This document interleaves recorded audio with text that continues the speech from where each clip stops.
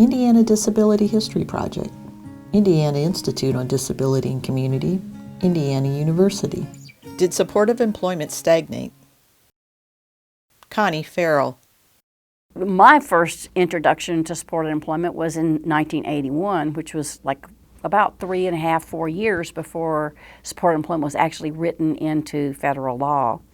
And so we were kind of inventing it, if you will, at that particular point in time.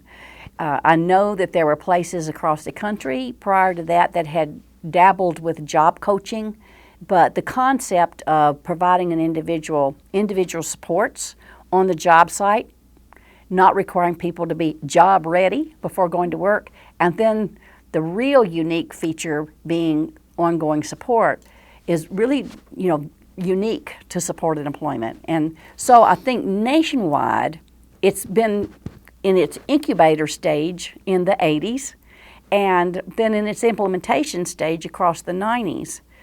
And where it is now, in my opinion, is stuck.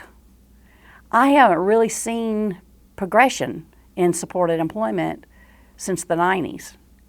And it's really fairly dismal in my mind that things seem to have plateaued.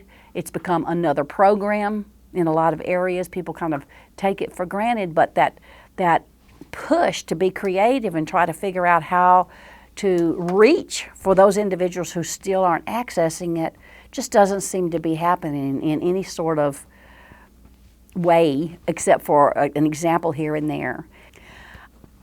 I wish I knew exactly why supported employment seems to have hit a plateau. Some of my theories are that as we've gotten out of the 90s, there's not seed money that's going towards kind of demonstrate, here's some block money to just try it out. And agencies are working more with dealing with trying to have a program within existing funding systems. One of the things that happened around year 2000, I can't remember exactly when it happened, is, for instance, in Indiana, we moved to results-based funding. And before that time, agencies that were sending a staff person to work with people, either through the planning stages or in the initial stages of employment or long-term, billed and were paid based on the time that they devoted to that individual's support plan. That changed, and instead, agencies were paid for an outcome. So in order to get paid, they had to have a person in employment for a certain length of time. When there were a lot of reasons that they switched to that, some of which were valid reasons, but the result, I'm afraid, has been what I had thought it probably would be, and that's that agencies have pulled back away from people with the most intense support needs. And because they're afraid they're going to lose money. And so agencies that are really committed and are really values-driven around having people in the community have continued on, but the pace is slower. Some other agencies that maybe certain people in the agency were values-driven, but other people are driven by show me the money, have backed way away from serving people with the most significant disabilities.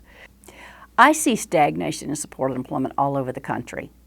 Although I'm doing less work directly with supported employment agencies, I'm a member of APSE, and I do still try to keep my ear to the rail, so to speak, as to what's going on nationally. And I see stagnation everywhere. I think one of the things that's so disappointing to me about Indiana's plateau or stagnation is that 90s was an incredible decade for Indiana. We were way ahead. We got into the game late and surpassed many other states and agencies in terms of movement in the direction of community inclusion and supported employment. I think some of the reasons why supported employment, the growth has slowed, is it's from the perspective of finances with agencies. I think it's risky business. And so unless you are values driven and you're trying to figure out how we're going to make this happen. I heard somebody once say, when I saw what could be done, I stopped thinking about reasons we can't. And all of a sudden, I came up a million reasons why we had to. And I think unless that happens, supported employment looks like a risky business. Music, Redwood Trail. Produced by Indiana Institute on Disability and Community, Center for Health Equity. Funded by the Indiana Governor's Council for People with Disabilities. Copyright 2020, the Trustees of Indiana University.